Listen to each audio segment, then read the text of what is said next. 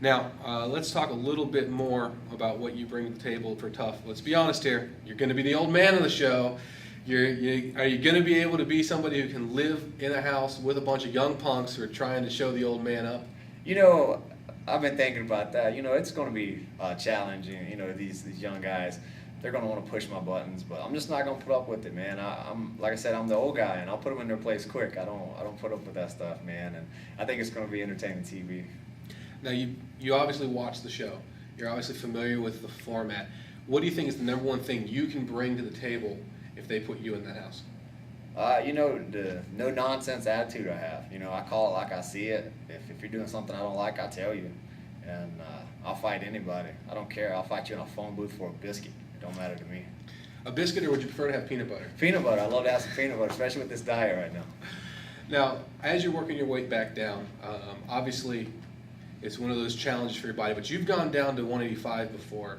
Do you feel like there's going to be a significant wall that you're going to hit when you get back to that 185 that you're familiar with?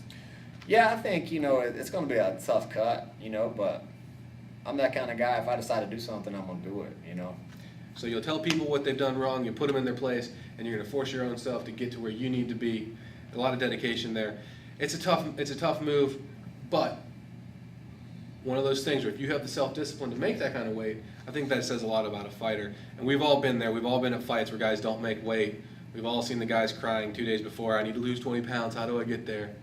You know, so working your way down, you said you're close to 205 now? Yeah, about 205. So that puts you in a nice wheelhouse. You're about 15 pounds away from where you can do just a water cut to get there.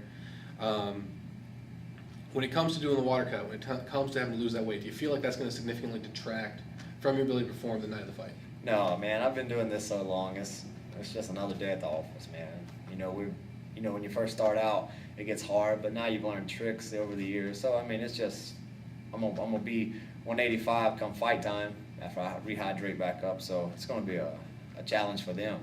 More Trying to keep up with your weight and your size and your reach.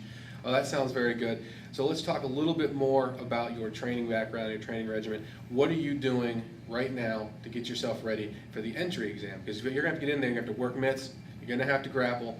You know, are you going to be comfortable after all this weight loss to get out there and really show them? Oh yeah, you know, it just comes natural. I grapple every day. You know, doing a lot of conditioning, making sure the weight's going to be right. I mean, when it happens, it happens. They're going to, you know, notice me when I get out there, that's for sure. I mean, you see me on the mitts, you see me on the ground, you're going to be like, hey, who is that guy? All right, so when you grapple, what's the one submission you really want to push for?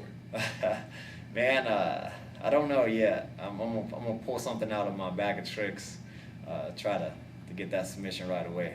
I don't know about you. I'm rooting for the stinky leg. If you haven't seen it, check it out on uscombatsports.com. Great way to finish.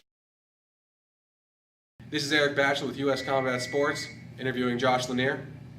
We'll see you next time.